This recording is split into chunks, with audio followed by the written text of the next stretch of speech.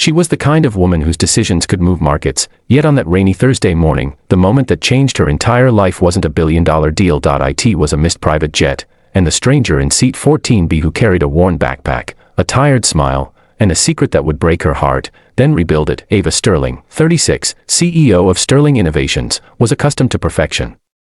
Timelines, schedules, polished boardrooms. Her life was one long, tightly wound string of control, but that morning, everything snapped. A storm grounded her private jet, her assistant panicked, her board threatened consequences, and Ava, flustered, furious, and powerless, found herself boarding a crowded commercial flight for the first time in years. She kept her sunglasses on, hoping no one recognized her.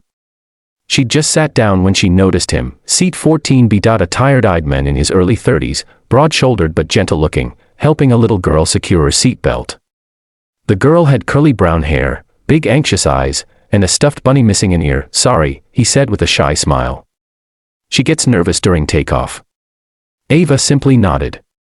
She wasn't used to people talking to her casually. The plane jolted. The little girl whimpered. Ava felt a small hand clutch her sleeve. "Miss, can you sit with us till the plane flies high? Daddy says you're safe." Ava froze. Kids never approached her. She was too intimidating. Too busy. Too distant, but she took the little girl's hand. "I'll stay," she said softly. The man smiled with relief. "I'm Daniel," he said. "This is Mira." The plane took off. Mira squeezed Ava's hand. Daniel whispered comforting words. Something in Ava's chest melted. When the turbulence eased, Mira fell asleep on Daniel's shoulder. Ava stared at the father, his quiet strength, his tenderness, the way exhaustion clung to him like a shadow. "You look like you've been through a lot," she said. Daniel laughed painfully. "You could say that. Single dad life isn't for the weak." Something flickered in his eyes.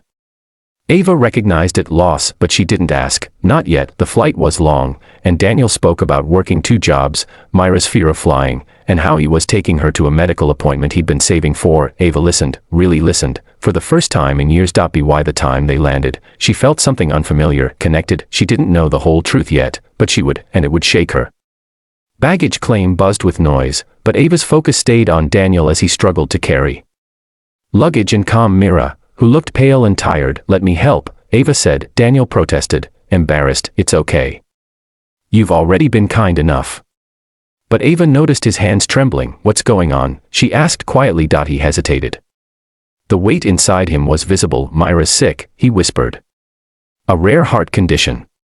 Today is her evaluation for surgery. I'm trying to keep it together, but," his voice cracked, "it's just me. I can't fail her." Ava felt her throat tighten. She had conquered corporate empires, but she'd never witnessed this kind of courage. She knelt beside Mira, brushing a curl from her forehead. "You're very brave," she said. The girl whispered, "Daddy says brave people help others." Ava's eyes burned. She stood and faced Daniel. "Let me go with you." He blinked in shock. "Why?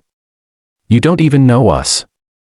Ava exhaled, years of loneliness slipping from her shoulders. "Maybe because I've spent my whole life around people who need me for money, power, decisions.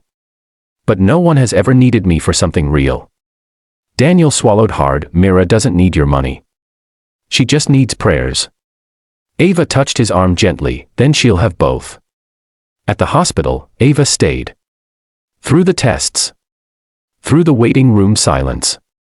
Through Daniel's shaking hands and Myra's weak smiles. When the doctor finally entered, his expression was hopeful. "Surgery is possible. And soon." Daniel burst into tears, quiet but uncontrollable. Ava placed a hand on his back, steadying him. The doctor left them alone, and for the first time, Daniel leaned into her. "Ava," he whispered, "thank you." She had no words. Only emotion. When they walked outside hours later, the sun was setting. Mira held Ava's hand like she'd known her forever. Daniel looked at her with soft gratitude. "You changed our day." Ava shook her head. "You changed my life." And as they stood there, one powerful woman who'd spent years alone, one single father fighting impossible battles, and one little girl with more courage than both, something formed between them, something new, something delicate, something fate had thrown together because one CEO missed her private jet, and found exactly what she didn't know she needed.